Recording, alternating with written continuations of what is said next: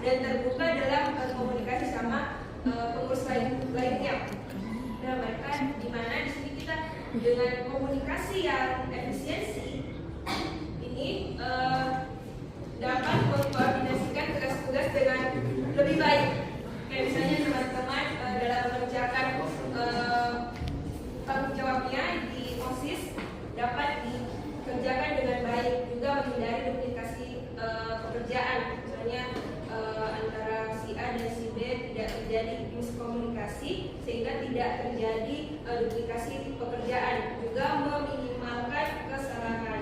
Nah, komunikasi yang jelas dan efektif tentunya memastikan bahwa semua anggota OSIS memahami peran serta tanggung jawab mereka, memiliki akses ke semua informasi yang dibutuhkan. Selain itu, efisiensi kerja ini juga meningkat ketika tim mampu mengidentifikasi dan mengatasi hambatan secara kolaboratif.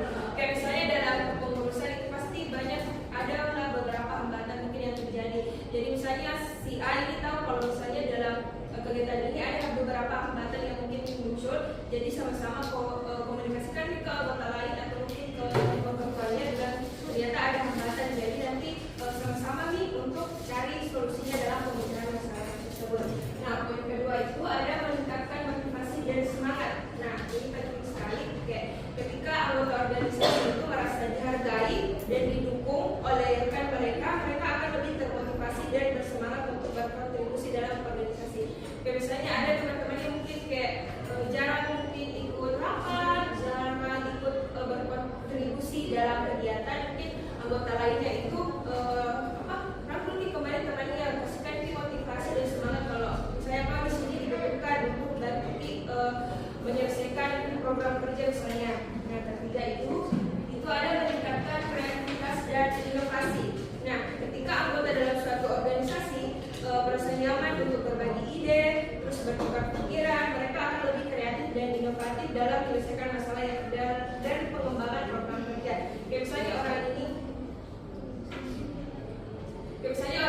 tadi yang jarang ikut kontribusinya atau jarang malas ikut rapat atau dan lain-lain. Kayak kalau misalnya sudah merasa nyaman dengan tadi diberikan motivasi dan semangat untuk terus datang ke setiap ada agenda, itu dia akan kasih ide kreatif dan inovatif untuk pengembangan program kerja selanjutnya. Yang keempat itu ada meningkatkan kesuksesan program kerja.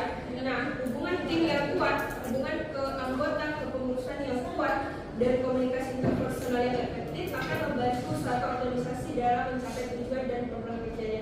Kayak dimana ini komunikasi itu sangat penting dalam kepengurusan, dalam organisasi, karena di sini bukan cuma 1-2 orang yang ada di dalam sebuah organisasi, ini ada banyak orang, jadi komunikasi ini sangat penting untuk ditingkatkan. Mungkin itu yang dapat saya sampaikan. Semoga